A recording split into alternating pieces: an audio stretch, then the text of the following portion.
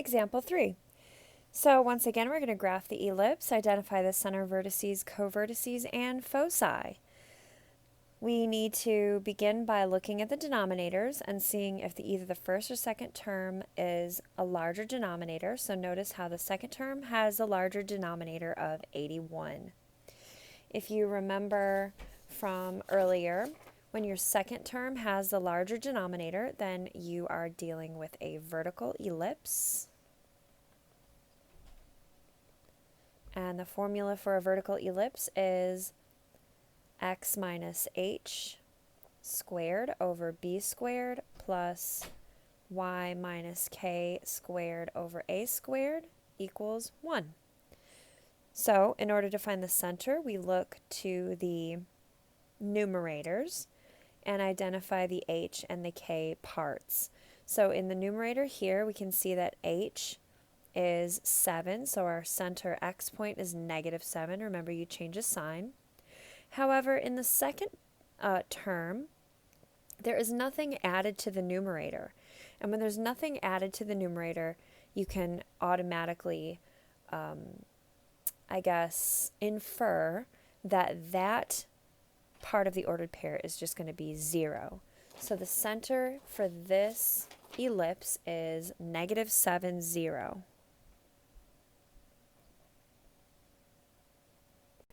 So now we use the vertices, we use the denominator to determine the vertices. And remember, the bigger denominator is going to give us a squared, which is 81.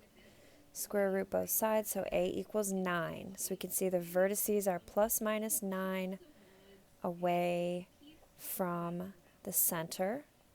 Since this is vertical, then we're going to go up 9 and down 9.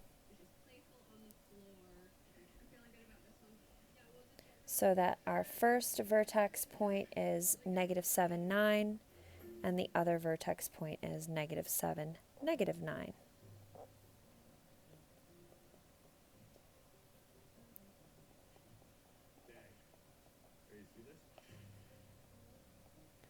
All right, so now let's take a look at our co-vertices, and we have to look at our denominator for that, our other denominator. So b squared equals 4. Square root both sides to get b equals 2. So our co-vertices are plus minus 2 from the center. All right, I'm going to do these in a different color.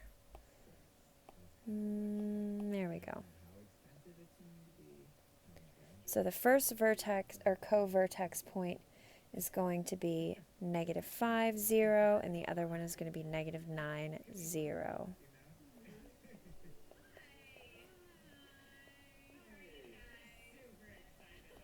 And then finally, we determine the foci using c squared equals a squared minus b squared. So c squared equals 81 minus 4.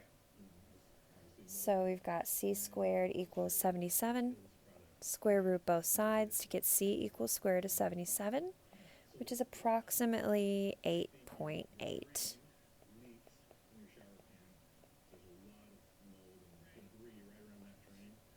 So we're going to go up 8.8 and down 8.8 for the foci here.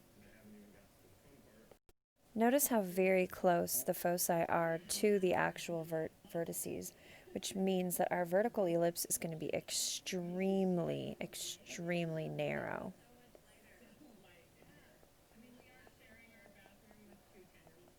All right, so now we can just draw as close to what we can of that ellipse shape,